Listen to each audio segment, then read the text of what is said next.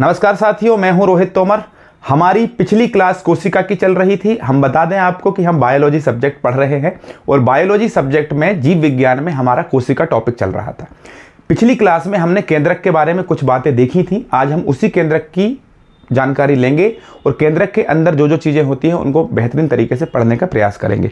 देखिए दोस्तों, हम बात कर रहे थे कोशिका के बारे में। तो जो हमारी कोशिका होती है उस कोशिका के बीचों बीच वाला भाग केंद्रक होता है, ठीक। और जो बीचों बीच वाला जो भाग होता है वो केंद्रक होता है, न्यूक्लियस होता है। और कल ही मैंने आपको पढ़ाया था कि केंद्रक के अंदर एक विशेष प्रकार का लिक्विड होता है जिसे हम कहते हैं मेरे भाई केंद्रक द्रव या न्यूक्लियोप्लाज्म, ठीक। तो इस केंद्रक को हम बड़ा जूम करके अगर देखें तो सपोज कीजिए, मान लीजिए ये जो है आपका केंद्रक है और केंद्रक के अंदर भरा हुआ है मेरे भाई केंद्रक द्रव। क्या भरा हुआ है? केंद्रक द्रव भरा हुआ है, न्यूक्लियोप्लाज्म जिसे हम बोलते हैं, ठीक। तो इस केंद्रक के अंदर मैंने कल आपको एक चीज पढ़ाई थी कि भाई ये जो इस प्रकार के धागे होते हैं जिन्हें हम बोलते हैं क्रोमेटिन। क्या बोलते हैं मेरे भाई? जिन्हें हम क्रोमेटिन बोलते हैं। और क्रोमेटिन क्या होते हैं भाई? इसी के ये डीएनए के बने होते हैं। क्रोमेटिन जो डीएनए होता है जिनके क्रोमेटिन बनते हैं, ये केंद्रक के अंदर पाए जाते हैं। अगर हम बात करें मेरे भाई कि ये जो क्रोमेटिन होंगे ये आगे चल के छोटे छोटे टुकड़ों में टूट जाते हैं, इस प्रकार से टूट जाते हैं, ठीक, जिन्हें हम बोल रहे थे गुणसूत्र। और गुणसूत्र तक मैंने आपको पिछली क्लासेस में पढ़ा चुका हूं। और जितना कंटेंट मैं दे रहा हूं, जितना डीप मैं आपको कंटेंट दे रहा हूं, हो सकता है कि थोड़ी देर के लिए आपको बोरियत फील हो, लेकिन सब्जेक्ट से मजाक बिल्कुल नहीं करेंगे। मजाक मस्ती में वो लोग पढ़ते हैं दोस्तों जिनका कभी सिलेक्शन हो ही नहीं सकता। हमको सीरियसली इस बार सिलेक्शन लेना है तो जितना डीप पढ़ाऊंगा उतना डीप आपको पढ़ना है और पूरा दिल से पढ़ना है। जितना पढ़ाऊंगा उतना पढ़ लो, उसके अलावा कुछ भी नहीं आएगा। आएगा तो हमारे पढ़े हुए में से ही आएगा, ये मेरा वादा है आपसे। चलिए, तो यहां पर हम बात करेंगे गुणसूत्र के बारे में। तो अब हम बात करें गुणसूत्र की, तो ये रहा आपके सामने गुणसूत्र। तो इसके बारे में अब हमको पूरी जानकारी चाहिए भैया कि गुणसूत्र जो होता है वो किस प्रकार काम करता है, या इसका काम क्या होता है, यह कोशिका में किस किस रूप से अपनी भागीदारी निभाता है। चलिए, तो ये है जो आपका गुणसूत्र जो है वो ये है। तो आप ध्यान से देखिए बेटा, गुणसूत्र जो होता है प्रत्येक मनुष्य में, प्रत्येक जीव में अपने अपने अलग अलग गुणसूत्र होते हैं, ठीक। तो ये गुणसूत्र है, यहां पर ये गुणसूत्र है और ये गुणसूत्र है। अब आप सोच रहे होंगे भैया कि इतना बड़ा गुणसूत्र होता है, इतना ही बड़ा गुणसूत्र होता है। और ये इतना जो बड़ा गुणसूत्र है मेरे भाई, ये आपस में जुड़े हुए भी होते हैं, ठीक। तो ध्यान रखना, ये जो गुणसूत्र है इसका सबसे बाहरी जो भाग होता है, ये जो गुणसूत्र होता है इसका सबसे जो बाहरी भाग होता है ये वाला, इसको हम बोलते हैं मेरे भाई पेलिकल। क्या बोलते हैं? पेलिकल। सीधा क्वेश्चन बन जाएगा कि गुणसूत्र का सबसे बाहरी भाग क्या होता है? पेलिकल होता है। अगर मैं आपसे बात करूं कि गुणसूत्र के अंदर वाले भाग को क्या बोलेंगे, तो इसको हम बोलेंगे मेरे भाई मैट्रिक्स। क्या बोलेंगे? मैट्रिक्स। तो क्या दो चीजें बताई मैंने आपको। पहली चीज आपको बताई कि गुणसूत्र का सबसे बाहरी भाग पेलिकल, गुणसूत्र के अंदर वाला भाग क्या होता है? मैट्रिक्स। अब अगर मैं आपसे बात करूं मेरे भाई कि जो मैट्रिक्स होता है वो गुणसूत्र का अंदर वाला भाग होता है। इसके बाद हम बात करें, इसके अंदर दो धागेनुमा संरचनाएं होती हैं, दो धागेनुमा संरचनाएं होती हैं। इन संरचनाओं को हम क्या बोलते हैं? इनको हम बोलते हैं क्रोमेटिड्स। इसको हम क्या बोलते हैं मेरे भाई? क्रोमेटिड्स। और ध्यान रखना, क्रोमेटिड्स ही आगे चल के क्रोमोनेमाटा, या हम बात करें जो क्रोमोनेमाटा होता है, क्रोमोनेमाटा से ही बनते हैं क्रोमेटिड्स। भैया समझ में नहीं आ रहा क्या होता है क्रोमेटिड्स? क्या इतने खतरनाक नाम तो कभी पढ़े नहीं। तो ये सबसे सड़े नाम है। एक सामान्य से सामान्य स्टूडेंट इन सब चीज़ों को पढ़ के निकल चुका है। 23 लाख फॉर्म भराने हैं आरपीएफ, ध्यान रखिएगा, 4000 पोस्ट है। तो डीप पढ़ना पड़ेगा मेरे भाई। हमारी एज इतनी है कि हमारा जो बुद्धि है, दिमाग है, वो परिपक्व है। एक बार पढ़ो, दिल से पढ़ो, याद होगा। गुणसूत्र का सबसे बाहरी भाग पेलिकल, अंदर वाला भाग मैट्रिक्स। अगर हम बात करें कि इनके अंदर क्या होते हैं, तो धागेनुमा संरचना होती है जिन्हें हम क्रोमेटिड्स कहते हैं। क्रोमेटिड्स किससे बनते हैं? क्रोमोनेमाटा से बनते हैं, ठीक है। किससे बनते हैं? क्रोमोनेमाटा। आपसे पूछे क्रोमोनेमाटा की संख्या कितनी होती है, तो क्रोमोनेमाटा की संख्या कितनी होती है मेरे भाई? 2 होती है। कितनी होती है? क्रोमोनेमाटा की संख्या होती है 2। और ध्यान रखना, ये क्रोमोनेमाटा किससे बनते हैं, तो आप बताना सर ये बनते हैं डीएनए प्लस ये बनते हैं प्रोटीन। किससे बनते हैं मेरे भाई? ये डीएनए से बनते हैं और ये प्रोटीन से बनते हैं, ठीक है, ध्यान रखना। अब आपसे एक बात पूछे कि जो दो गुणसूत्र होंगे वो आपस में किसके द्वारा जुड़े होते हैं, तो आप बता देना ये आपस में जुड़े होते हैं सेंट्रोमियर के द्वारा। ये एक और गुणसूत्र है मान लीजिए, तो ये आपस में किसके द्वारा जुड़े होते हैं, सेंट्रोमियर के द्वारा आपस में जुड़े होते हैं। ठीक, किसके द्वारा जुड़े होते हैं, आपस में सेंट्रोमियर के द्वारा जुड़े होते हैं। ठीक, अब आपसे बात करें कि भैया सबसे ऊपरी भाग क्या होता है, तो आप बताना सबसे ऊपरी भाग को हम कहते हैं टेलोमेयर। सबसे ऊपरी भाग को हम कहते हैं टेलोमेयर। ठीक, सबसे ऊपरी भाग को हम क्या कहते हैं, टेलोमेयर। चलिए, तो क्या बोला भैया हमने कि सबसे बाहरी भाग पेलिकल, अंदर वाला भाग मैट्रिक्स, इनके अंदर क्रोमोनेमाटा, क्रोमोनेमाटा जो इनके अंदर क्रोमेटिड्स, क्रोमेटिड्स बनते हैं क्रोमोनेमाटा से। क्रोमोनेमाटा की संख्या 2 होती है, ये डीएनए और प्रोटीन से बनते हैं। इनका सबसे ऊपरी भाग होता है टेलोमेयर। खत्म, इतना सा था। अब इसके बाद अगर मैं आपसे एक बात कहूं भैया जी, अगर मैं आपसे एक बात कहूं, इसको यहां रख देते हैं अपन उठा के थोड़ी देर के लिए। चलिए, अगर मैं आपसे बात करूं कि भाई गुणसूत्र कैसे पाए जाते हैं, अकेले होते हैं कि 2 होते हैं कि 3 होते हैं कि 4 होते हैं कि 6 होते हैं, तो आपको एक बात ध्यान से समझना है और एक बात याद रखनी है हमेशा कि ये हमेशा गुणसूत्र जो होते हैं ये हमेशा मेरे भाई जोड़े में पाए जाते हैं। वो गाना आपने सुना होगा ना, छोड़ेंगे ना हम तेरा साथ, वो साथी मरते दम तक। तो ये हमेशा जोड़े में पाए जाते हैं। और एक बात ध्यान से सुन लो, कोई भी जाति हो, अब जाति कौन सी, बोले ब्राह्मण है, कोई राजपूत है, ये वाली जाति नहीं। जाति मतलब मैं मनुष्य हूं, कोई गाय है, कोई भैंस है, कोई बकरी है, कोई गधा है, तो ये जाति। तो हर जाति के अंदर गुणसूत्रों की संख्या समान होती है। ध्यान रखिएगा, हमारे शरीर में कितने जोड़ी गुणसूत्र पाए जाते हैं, 23 जोड़ी गुणसूत्र पाए जाते हैं। और ध्यान रखना, ये जो 23 जोड़ी गुणसूत्र होते हैं मेरे भाई, इनकी संख्या टोटल पूछ ले तो आप क्या बताओगे, 46। इनकी संख्या आपसे पूछ ले तो क्या बताओगे, 46 बताओगे। अब आपसे पूछे कि मनुष्य में कितने प्रकार के जो गुणसूत्र होते हैं, मनुष्य में कितने प्रकार के जो गुणसूत्र होते हैं वो पाए जाते हैं, तो ध्यान रखना मनुष्य में 2 प्रकार के गुणसूत्र होते हैं। 2 प्रकार होते हैं गुणसूत्रों के।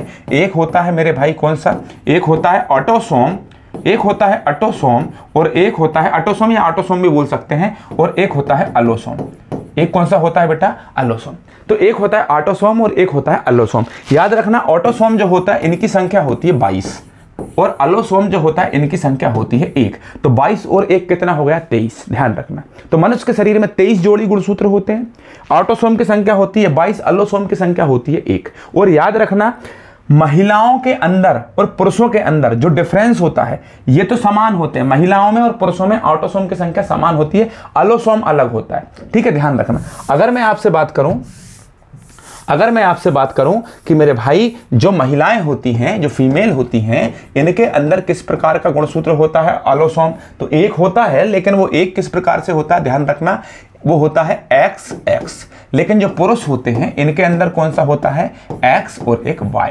ध्यान रखना, तो पुरुषों के गुणसूत्र अगर मान लीजिए यहां Y की जगह X होता तो फिर लिंग निर्धारण नहीं हो पाता। तो ध्यान रखना, लिंग निर्धारण बच्चे के शरीर में कि बच्चे का लिंग कैसा होगा, वो पुरुष होगा कि महिला होगी, या बच्ची होगी या बच्चा होगा, जो भी है।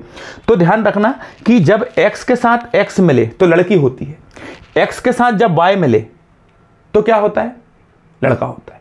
और जब एक X जा रहा है और एक X आ रहा है, साथ में Y भी चला आए, तो ट्रांसजेंडर होते हैं। ठीक है, अब देखिए, इसके बाद जो अलोसोम और ऑटोसोम की जानकारी आपको मिल गई। इसके बाद अगर हम बात करें दोस्तों, तो जो पुरुषों का गुणसूत्र होता है वो XY होता है। तो लिंग निर्धारण किसके कारण होता है, पुरुषों के कारण होता है। लिंग निर्धारण किसके कारण होता है, पुरुषों के कारण होता है। ठीक है, चलिए अब अपन चलते हैं आगे कि भैया एक बात बताओ ना यार, मनुष्य में कितने गुणसूत्र होते हैं, मनुष्य में कितने गुणसूत्र होते हैं। तो याद रखना मेरे भाई, मनुष्य में क्या लिख रहे हैं हम, मनुष्य में गुणसूत्रों की संख्या होती है 23 जोड़ी, जिसकी संख्या होती है 46। ठीक, अगर आपसे पूछे कि भाई चिंपैंजी में कितना होता है, चिंपैंजी में होता है मेरे भाई 48। आपसे पूछे कुत्ते में कितने होते हैं, तो आप बताना भैया कुत्ते में जो होते हैं वो होते हैं 78। बिल्ली में कितने होते हैं, तो बिल्ली में होते हैं 38। मच्छर में कितने होते हैं मेरे भाई, मच्छर में होते हैं 6। मटर में कितने होते हैं आपसे पूछे तो मटर में होते हैं 14। हाथी में कितने होते हैं, तो हाथी का बता देना 56। ठीक, तो ये है गुणसूत्रों की संख्या। चलिए ठीक है, अब यहां पर अगर हम बात करें कि भाई ये किसकी बात करी है हमने, गुणसूत्रों की। चलिए, तो ये यहां पर होता है गुणसूत्र खत्म। अब मेरे भाई एक बात ध्यान से सुन लीजिए कि इसके बाद कुछ अंग रह गए हैं कोशिका के, उनको भी हम कंप्लीट कर लेते हैं जल्दी जल्दी। इसके बाद फिर हम पढ़ेंगे कोशिका विभाजन। देखिए मेरे भाई, अब हम बात करेंगे किसके बारे में, गोल्जी काय के बारे में। किसके बारे में बात करना है मेरे भाई, गोल्जी काय के बारे में बात करना है, ठीक है। तो यहां पर मैं हिंदी में लिख सकता हूं क्या, गोल्जी काय। क्या लिख सकता हूं मेरे भाई, गोल्जी काय। तो गोल्जी काय के बारे में जल्दी जल्दी समझ लीजिए कि क्या होता है गोल्जी काय, क्या होता है। तो गोल्जी काय जो होता है यह हमारी बॉडी के अंदर लाइसोसोम का निर्माण करता है। किसका निर्माण करता है मेरे भाई, ये हमारी बॉडी में लाइसोसोम का निर्माण करता है। बहुत आईएमपी क्वेश्चन है कि बॉडी के अंदर लाइसोसोम कौन बनाता है, गोल्जी काय बनाता है। कौन बनाता है मेरे भाई, गोल्जी काय बनाता है। आपसे पूछे कि गोल्जी काय की खोज किसने की थी, तो आप बता देना भैया गोल्जी काय की जो खोज की थी वो की थी कैमिलो गोल्जी ने। किसने की थी मेरे भाई, ये कैमिलो गोल्जी ने इसकी खोज की थी। इसके बाद अगर आपसे पूछ ले कि भाई शरीर के अंदर करता क्या है ये, तो हमारे शरीर में जितने भी अंग हैं उन सभी अंगों को क्या करता है, ऊर्जा प्रदान करता है। क्या प्रदान करता है, ऊर्जा प्रदान करता है। जैसे मान लीजिए मैंने खाना खाया, खाना मेरे पेट में है, खाना पेट में पूरा डाइजेस्ट होने के बाद छोटी आंत में जाने के बाद ब्लड से मिल जाएगा। प्रोटीन, कार्बोहाइड्रेट, फैट, विटामिन जो भी होंगे वो हमारे ब्लड में मिल जाएंगे जाके। अब मैं आपको पढ़ा रहा हूं कंटिन्यू, तो मेरी जीभ थक जाएगी, तो जीभ को एनर्जी देने का काम कौन करेगा, गोल्जी काय। गोल्जी काय खुद आकर देकर जाता है। तो याद रखना, इसीलिए इसे यातायात प्रबंधक कहते हैं। क्या कहते हैं इसे, यातायात प्रबंधक कहते हैं। यातायात प्रबंधक किसे कहते हैं, कोशिका का यातायात प्रबंधक कहते हैं मेरे भाई, किसे कहते हैं, गोल्जी काय। ठीक, इसके अलावा अगर मैं आपसे बात करूं कि इसे और क्या कहते हैं, तो भैया इसे बोलते हैं ट्रैफिक पुलिस। हिंदी में ही लिख देते हैं ट्रैफिक। इंग्लिश में लिखने से बच्चे घबरा जाते हैं और बोलते हैं भैया इंग्लिश में पढ़ा रहे हैं, इसलिए ध्यान रखना। ठीक, तो आप क्या बोलोगे कि भैया जो ट्रैफिक पुलिस होता है वो कौन होता है, गोल्जी काय। अब आप आगे आपसे पूछे कि इसे और क्या बोलते हैं, तो याद रखना इसे बोलते हैं लिपोकॉन्ड्रिया। इसे क्या बोलते हैं मेरे भाई, लिपोकॉन्ड्रिया। इसे क्या बोलते हैं, लाइपोकॉन्ड्रिया या लिपोकॉन्ड्रिया। और इसे क्या बोल सकते हैं, इसे बोल सकते हैं भाई बंडल पैकर्स। ये बंडल बनाता है प्रोटीन के, बंडल बना के रखता है प्रोटीन के। ठीक, अब अगर अपन बात करें कि भाई ये जो रहता है ये किसके अंदर पाया जाता है, प्रोकैरियोटिक के अंदर पाया जाता है कि यूकैरियोटिक के अंदर पाया जाता है, तो आप ध्यान से सुन लो, ये हमेशा पाया जाएगा किसके अंदर, यूकैरियोटिक कोशिकाओं के अंदर। किसके अंदर पाया जाएगा भाई, यूकैरियोटिक। अच्छा, प्रोकैरियोटिक के अंदर ये क्यों नहीं पाया जाता, तो ऐसे जीव जिनके जो प्रोकैरियोटिक हैं और जिनके अंदर यह पाया जाता है, तो उनके अंदर यह काम करता है हानिकारक पदार्थों को शरीर से बाहर निकालने का।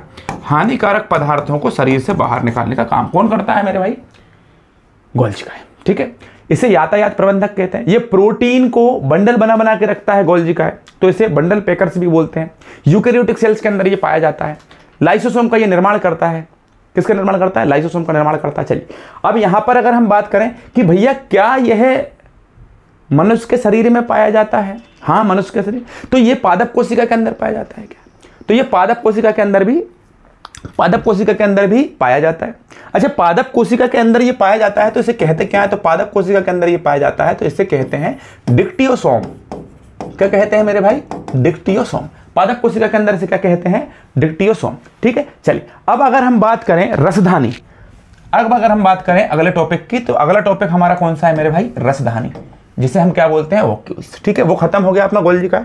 अब हम बात करें वोक्यूल्स की या हम बात करें रसधानी की, तो रसधानी क्या होती है मेरे भाई, रसधानी क्या होती है, देखो रसधानी हमारी सेल्स, ये हमारी कोशिका है बेटा, ये पूरी कोशिका है, और इस कोशिका के अंदर ये जो हिस्सा आप देख रहे हो ग्रीन कलर का, ये रसधानी होती है, ये रसधानी होती है। ठीक है, ये रसधानी होती है। अब अगर अपन बात करें कि भाई ये रसधानी होती है, काम क्या करती है, ये काम ये करती है कि आपके शरीर में जितना भी खनिज है, जितना भी प्रोटीन है, जितना भी खाना है, दाना पानी जो भी है, वो सब यहीं पर सेव होता है थोड़ी थोड़ी मात्रा में। हमारी कोशिकाएं, हमारे शरीर की सारी कोशिकाएं थोड़ी थोड़ी मात्रा में ग्लूकोज और पानी वगैरह रसधानी में स्टोर करके रखती हैं, जरूरत पड़ने पर इनसे एनर्जी ली जाती है। और ध्यान रखना, अगर रसधानी के अंदर ग्लूकोज, मिनरल्स या पानी खत्म हुआ तो इंसान की मौत हो जाएगी, ध्यान रखना। और याद रखना, ये इनका बाहरी जो आवरण होता है, इनका जो बाहरी आवरण होता है, ये कहलाता है टोनोप्लास्ट। क्या कहलाता है? टोनोप्लास्ट। और ध्यान रखना, ये पादप कोशिकाओं के अंदर बड़ी होती हैं और जंतु कोशिकाओं के अंदर छोटी होती है। हमारे शरीर में कैसी होती है मेरे भाई? छोटी, और पादप कोशिकाओं में कैसी होती है? बड़ी होती है, ध्यान रखना, ठीक है। अब अगर अपन बात करें कि भैया सबसे पहले इनकी खोज कहाँ हुई थी, तो सबसे पहले इनकी खोज हुई थी एक प्रोटोजोआ के अंदर, और उस प्रोटोजोआ का नाम था स्प्लांजी प्रोटोजोआ। उस प्रोटोजोआ का नाम था स्प्लांजी प्रोटोजोआ। कौन सा प्रोटोजोआ था? स्प्लांजी नाम के प्रोटोजोआ में सबसे पहले इसको खोजा गया था, ठीक है। अब एक बात और सुनिए कि हम आपसे बात करें कि भाई ये एक रसधानी है, मान लीजिए ये एक कोशिका है, और ये कोशिका अपरिपक्व है। अपरिपक्व है मतलब पूरी तरीके से विकसित नहीं हुई है, डेवलप नहीं हुई है, अपरिपक्व, ठीक। तो ये अपरिपक्व है, तो ध्यान रखिएगा ऐसी कोशिका जो अपरिपक्व है, इनके अंदर छोटी छोटी मात्रा में रसधानियां पाई जाएंगी, लेकिन बहुत ज़्यादा पाई जाएंगी, ठीक है। लेकिन मान लीजिए एक ये कोशिका है, और ये कोशिका परिपक्व कोशिका है। कैसी कोशिका है मेरे भाई? परिपक्व। तो इनके अंदर पाई जाएंगी बड़ी लेकिन संख्या में कम। कौन? रसधानी।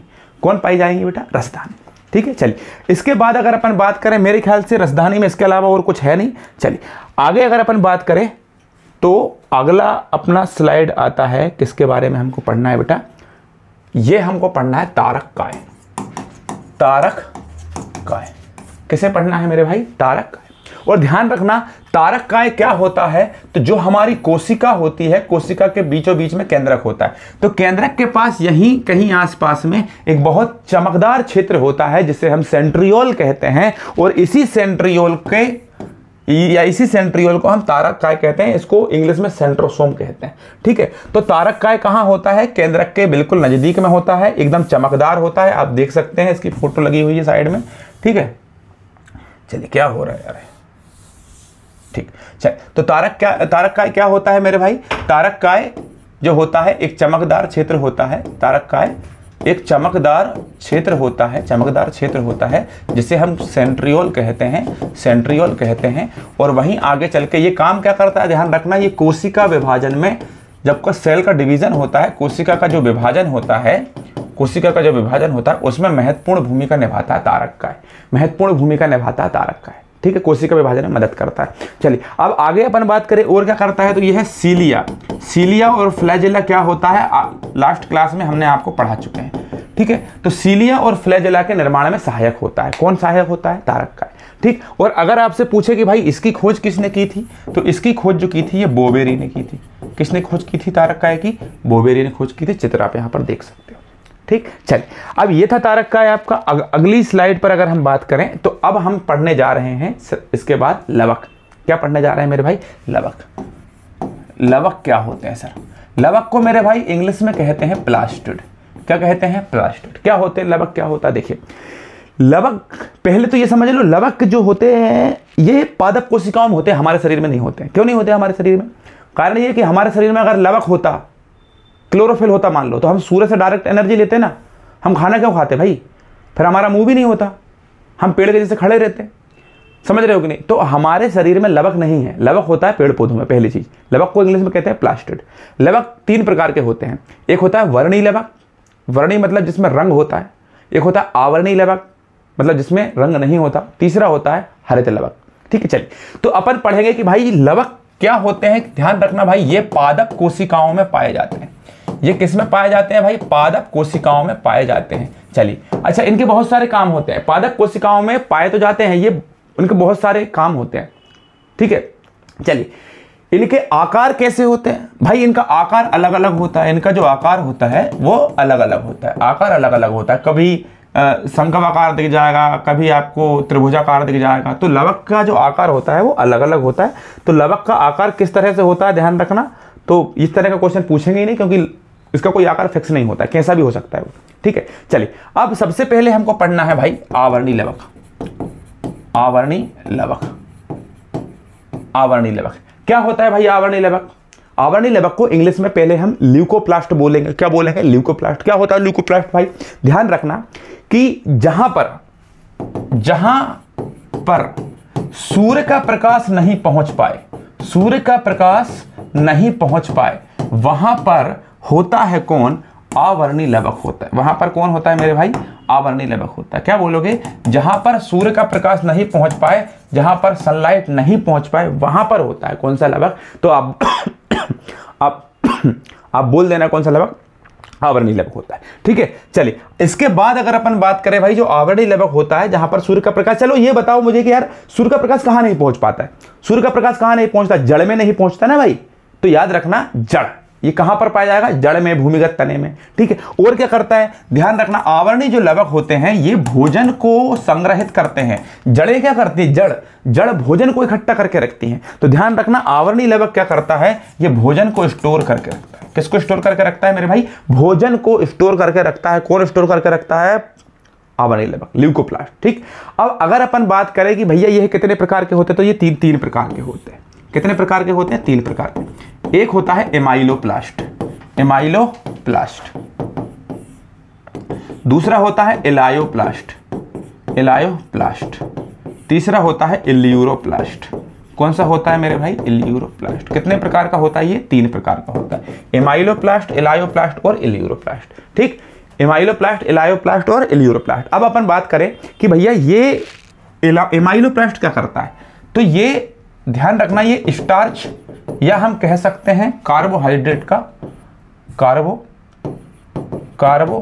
का संग्रहण करता है, या कार्बोहाइड्रेट को इकट्ठा करता है, स्टार्च को इकट्ठा करता है। स्टार्च को हम बोलते हैं मंड। और एक और क्वेश्चन ध्यान रखना कि जो मंड होता है, मंड के रूप में ही पेड़ पौधे अपना भोजन संरक्षित करते हैं। और कहाँ करते हैं? एमाइलोप्लास्ट के अंदर। एमाइलोप्लास्ट क्या है? लवक है जो पेड़ पौधों की जड़ों में पाया जाता है। ठीक है, दूसरा होता है एलायोप्लास्ट। एलायोप्लास्ट वसा या तेल को इकट्ठा करके रखता है मेरे भाई।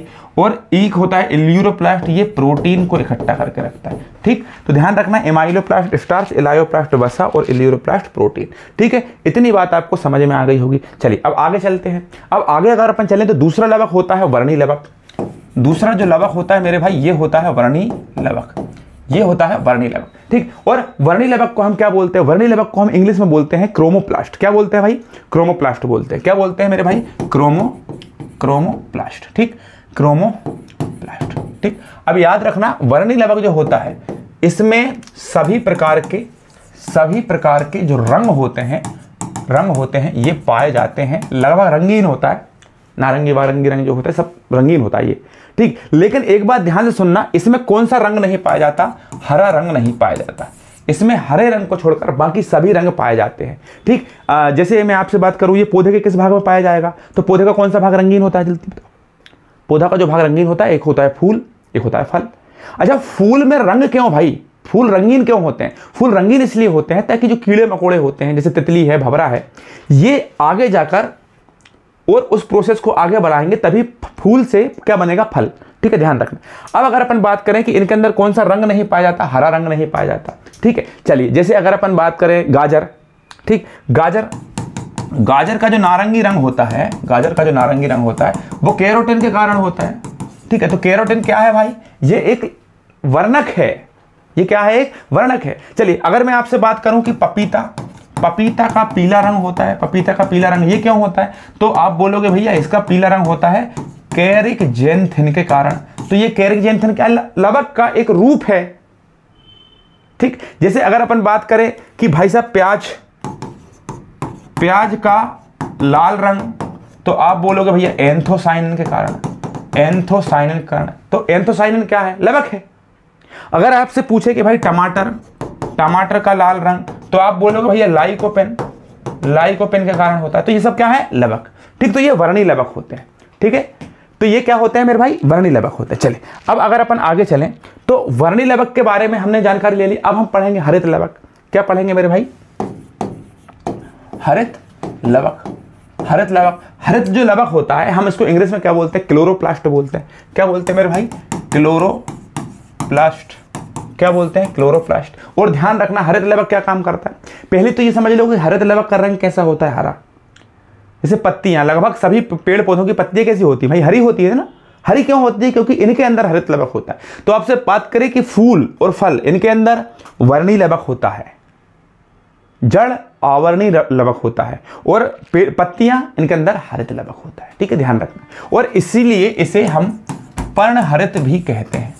इसीलिए इसे हम क्या कहते हैं, पर्णहरित भी कहते हैं। और ध्यान रखना इसके अंदर पाया जाता है मेरे भाई क्लोरोफिल, क्लोरोफिल। और ध्यान रखना क्लोरोफिल बनता है कौन सी धातु से, मैग्नीशियम धातु से बनता है। और क्लोरोफिल को ही पेड़ पौधे का रसोई घर कहते हैं। क्या कहते हैं, पेड़ पौधे का रसोई घर कहते हैं। और भोजन बनाने के लिए किसी पौधे को पानी की आवश्यकता होती है, क्लोरोफिल की आवश्यकता होती है और सूर्य के प्रकाश की आवश्यकता होती है, ये ध्यान रखना। ठीक, चलिए अब अगर अपन बात करें मेरे भाई कि जो क्लोरोफिल होता है, ठीक है, इनसे पौधों को भोजन प्राप्त होता है। पौधे भोजन बनाते हैं क्लोरोफिल से, पौधे भोजन बनाते हैं किससे, क्लोरोफिल से। अगर क्लोरोफिल नहीं होगा तो क्या पेड़ पौधे भोजन बनाएंगे, नहीं बना पाएंगे। तो पेड़ पौधों का रसोई घर किसे कहते हैं, तो आप बोलोगे भैया क्लोरोफिल को कहते हैं। ठीक है, ध्यान रखना। अब एक बात और सुनो, एक जंतु होता है जिसे हम कहते हैं युगलीना। क्या होता है, युगलीना। युगलीना के अंदर भी क्लोरोफिल पाया जाता है, क्लोरोफिल पाया जाता है। देखो, दिन के समय पर युगलीना क्लोरोफिल की उपस्थिति में भोजन बना लेता है, लेकिन रात के समय जब इसे भूख लगती है, जो दूसरे जीवों को भी खा जाता है। तो याद रखना, पादप और जंतु के जो बीज की कड़ी होती है, जो बीज की कड़ी होती है, इसे हम क्या बोलते हैं मेरे भाई, युगलीना बोलते हैं। ठीक, इसके बाद अगर आप बोलो कि भैया प्रकाश संश्लेषण में आपने हमको केमिकल रिएक्शन नहीं पढ़ाई, सूर्य किस तरह से काम करता है, पेड़ पौधे खाना, जो केमिकल रिएक्शन होती है वो क्या होती है, स्ट्रोमा क्या है, ग्रेना क्या है, क्लोरोफिल के अंदर नहीं गए, तो ये प्रकाश संश्लेषण की प्रोसेस में पढ़ेंगे। अभी केवल हम उनके अंगों की बात कर रहे हैं जो कोशिका में पाए जाते हैं। ठीक, तो आज की क्लास में इतना आपको पढ़ना है। आज की क्लास में कम कंटेंट इसलिए दे रहे हैं क्योंकि अगली जो क्लास आने वाली है वो क्लास होगी कोशिका विभाजन, सेल डिवीजन पर आधारित।